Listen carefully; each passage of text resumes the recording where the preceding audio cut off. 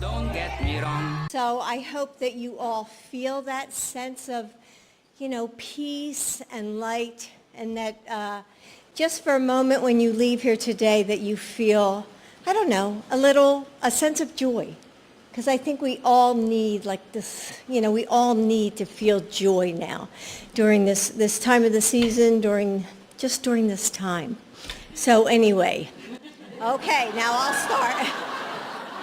You're all reading into that. Jill Biden is making joyful comments about the way Kamala Harris tried to become a president. At least we need to think about the joy of the January 6ers too, right? I've got a friend who's one of those January 6 guys, and he's sends me like tweets all the time. Like You got a friend who was a January 6 guy? Though. Yeah. You got a friend who was a January 6 guy? Well, he's still there. He's like hundreds of days in jail without any kind of without trial. Without process. Yeah.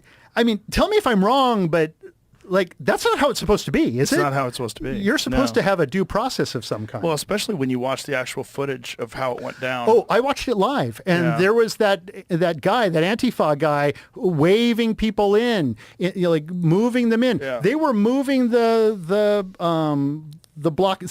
blockade things. They were moving them out, and cops were waving people in. They were opening the doors for people. I want you to think about it this way.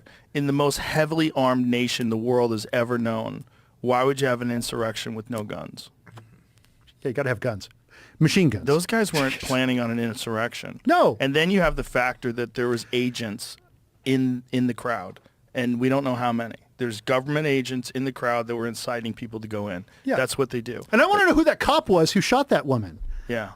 What about that? Yeah, the whole thing's crazy. Yeah, the whole thing's crazy. And then there's this thing that cops died. That no cops died that day. That's not true. No. The cop who died, he died of a stroke, and I believe it was a stroke or a heart attack. But well, like everything, there's a lot of misinformation being given to us by the mainstream media. But it gets attributed to it, sort of like when, anything happens to anyone 4 years after the vaccine, they attribute it to the vaccine. Oh, it was probably the vaccine. Yeah. Could have been the guy just had a fucking heart attack.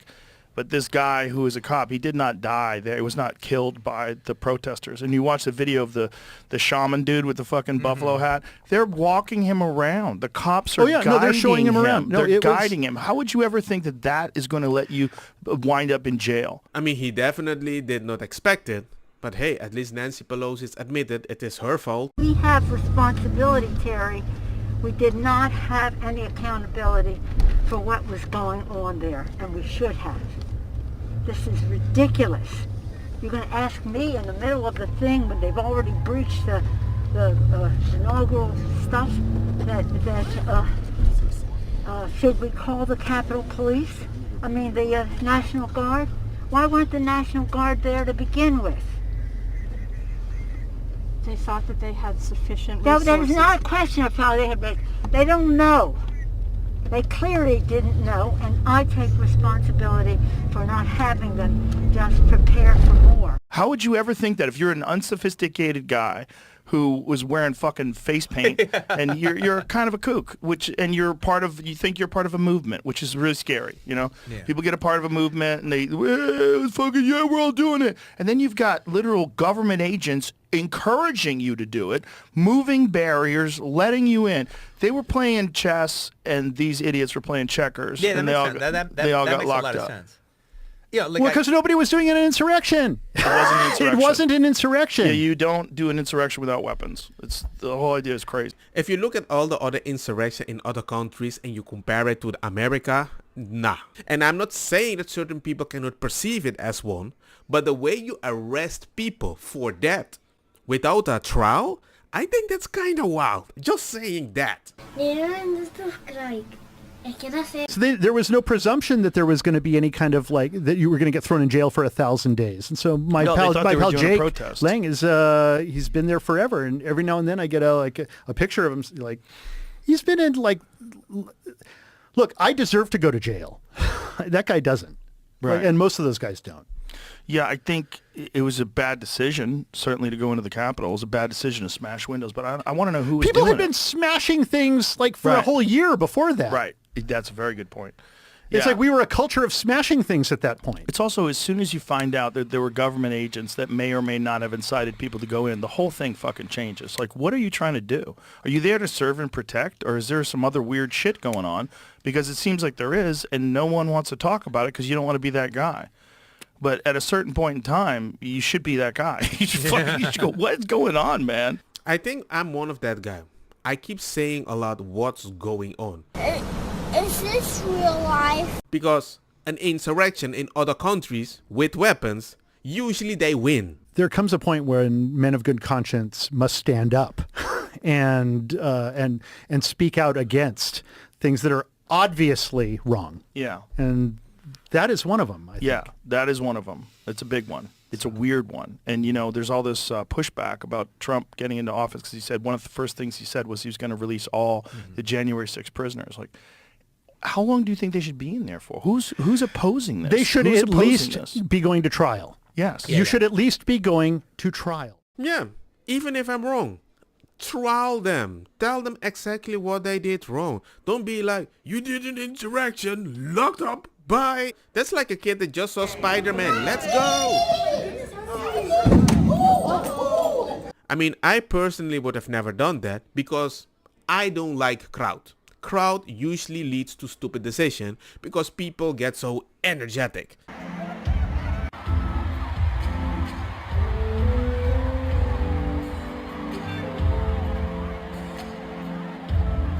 Yes, I know. I'm making light of a horrible situation. I mean, his friend is sending him a screenshot because he's still in prison. He's been there forever, and every now and then I get a picture of him, like... To not suffer, you make light of many situations. That's how you mentally survive these days. That's why I survive these days. Okay, the big announcement. What's happening? Well, No Apologies Media, my new company, we're going to do a all-ladies talk show that won't be like The View. Is it the opposite of The View? It could be, but we're just going to do a show that it'll be the opposite because this will be entertaining. Okay. It'll be funny. Yeah. We'll have funny women on it. They're going to tell jokes and have funny stories and health and wellness. Is the idea to go after The View at the same time slot? Are you going, it's a competitor? We're going to compete with them, yeah. I don't know if it's the same time slot. We're not going to announce who's doing the show yet, but that's what's happening now, and it's official. So now we're moving ahead. Give us a timeline. January, we're going to start shooting shows before the inauguration. Are you talking to people? Are you talking to famous people, women that you like? Yes, we have a lot of women we like, and it's household names, and you're going to love it. It's going to be fun. It's going to be a funny show. Not going to be like drowning people in politics. It's not going to be shaming people and making people wince. Anyway, let me know who you guys think should be on that new show. But a lot of people are voting for Roseanne. Clean up your room. I mean, in all honesty, Roseanne acts a little more real, down to earth. People might like her. I would agree with that. Because certain government officials, they act like kids. Grade. You, sir, do not get an A grade. You cannot give yourself that grade. I just did. You can't. You can't grade your own paper, sir. I've been to medical school. Well, then, I got my MBA. You can't. I'm sorry. You were graded by the United States people, and they don't use your service anymore. You bankrupt. that is not true. You bankrupt this through your reputation only. Through your reputation, you are responsible for the fall of the Postal Service and the lack of accountability. Congress is responsible for the fall of the Postal so it's Service. Congress I am trying to fix on your the Postal watch Service. With all the AI. Before my watch, the same stuff happened. With all the AI, with all the computer systems, you're worse than if I took a horse and picked up the mail and delivered it 2 miles down the road. That's you. I hope you got that on camera. This is the response that the postmaster just gave Congress when he doesn't like what he hears. Literally covered his ears and gave himself the grade of A. And with that, sir, I rest. Yes, that's literally USA Postmaster General that's like, hey man, I grade myself. I don't care what you think. I don't even hear anything anymore. Remember to like the video. Yeah, bada bing, bada boom. Because it's quite clear these days we can't trust government officials because they just keep changing their opinion, especially when they're hypocrites. On the day Donald Trump leaves office, the Justice Department may indict him. Very strongly in favor of indicting the president when he is out of office. I don't think the incoming president should be threatening his political opponents with jail time. That's not the kind of talk we should hear from a President, in a democracy. What? And the only reason they speak like that is because there's a new FBI director in town. Well, John, Christopher Wray, the FBI director, is making this announcement right now in an all-staff town hall with thousands of FBI employees across the country. He says now is his time to go. As you mentioned, he has a 10-year term. All FBI directors do. He was 7 years into his 10-year term, and realistically, he had two options. Wait to be fired by President-elect Donald Trump because Trump announced Kash Patel would take over, or bow out before. He has chosen to bow out before. Wray is a former Republican lawyer, former DOJ prosecutor here in Washington, D.C., hired by Trump in 2017 after Trump fired James Comey after the entire Russia investigation probe. And Wray pretty much stayed out of the headlines as much as he could, at least. But in 2022, former President Trump became increasingly angry when the FBI raided Mar-a-Lago during the classified documents investigation. Of course, that was ordered by Attorney General Merrick Garland, who oversees the Justice Department, not Christopher Wray. But nonetheless, Christopher Wray saw the future and saw that it is his time to go. So he will be stepping down as Kash Patel, the upcoming FBI director, if confirmed, is on Capitol. But whoa, but don't forget, he released the manifesto of the Luigi. Hey! What's happening, Luigi? What's going on, Luigi? Luigi, it's me. Mario. Me, Mario. But for some odd reason, all the other manifesto of the other shooters, they never get released. I wonder why. The United States and G7 are now making good on that commitment. Together, we will leverage income earned from frozen Russian sovereign assets to provide a total of $50 billion of extraordinary revenue acceleration ERA loans to Ukraine. This will lend vital support to the people of Ukraine as they defend their country, and it also makes clear aggressors and tyrants will be responsible for the damage they cause. $50 billion to help them? What about yourself? Wondering where your tax dollars are going? Don't worry, I'll show you what we gave it away to last year. So we spent nearly $61 billion in foreign aid. Get to work, people. And this is where the budget has gone. Half of it to just 10 countries. Number one, you won't be surprised, Ukraine. Number two, you will not be surprised, Israel. Then we have Ethiopia, Jordan, Egypt, Afghanistan, Somalia, Yemen, Congo, and Syria. 896 million to Syria, which we just overthrew. So who did it go to? I'm guessing it didn't go to Assad, who was protecting Christians. I just find it interesting that in 2023 you gave away 61 million. And now before the end of 2024, you gave 50 million to Ukraine alone. I'm like, woo! Oh man, that's wild decision making, Biden. And even if you tell me they're doing something about it in America, sure. It will never be done in America because the system sucks. It's made to delay everything because you try to make so many people happy. 10 senators from both parties visibly happy to announce agreement. 3 years ago, Republicans and Democrats grabbed your money promising to build thousands of miles of fiber optic cable. Cable that would provide high-speed internet to all of America. $65 billion broadband push. 3 years later, no one's been connected. Not a single project is underway. Why? Because governments aren't good at building anything. As Milton Friedman put it. Very few people spend other people's money as carefully as they spend their own. Politicians spending other people's money wasted it. Private companies laid miles of cable, while government officials obsessed about giving broadband to the right people. Boys, girls, people of color, people living in rural America. Aging individuals, prisoners, LGBTQ persons.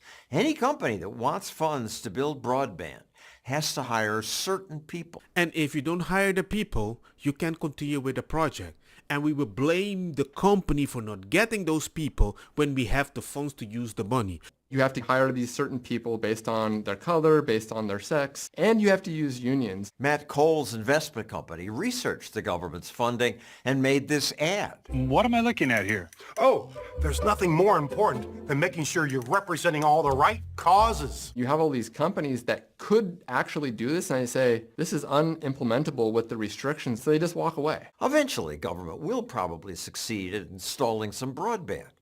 But by then, this hard-to-install cable may be totally unnecessary because of satellite internet like Starlink. Starlink already exists and costs much less. They could do it literally today. You could have devices in these people's homes within the next couple months, and they could have high-speed internet access. So why didn't administration officials do that?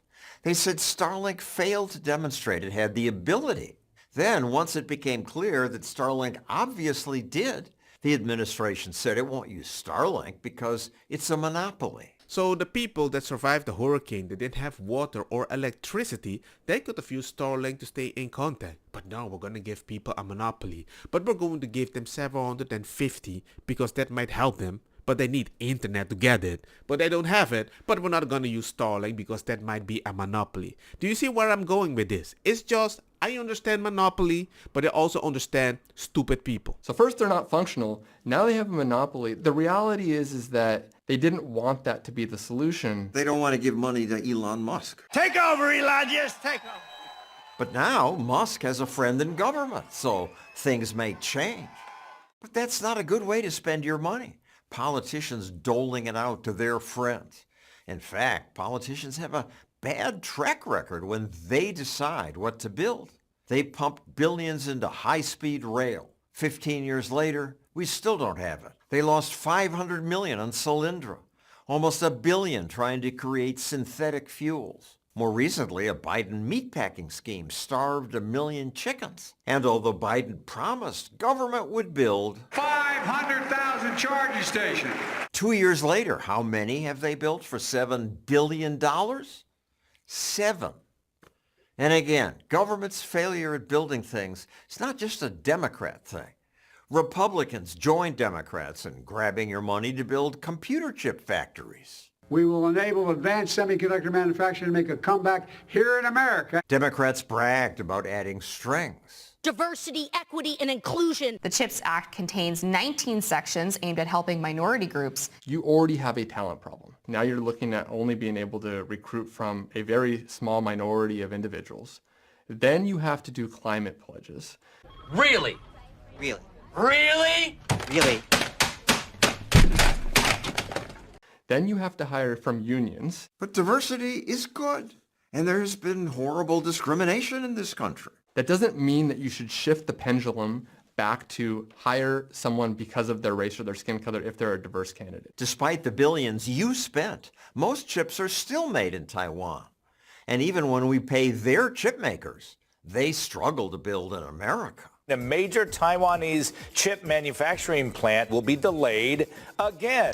Again? If our government wants chips made in America, they should get out of the way. I know this is going to sound wild, but if you're going to spend the money so bad, yeah, just keep sending it away to other countries because it seems to be more of a waste in America itself. That's kind of weird, right?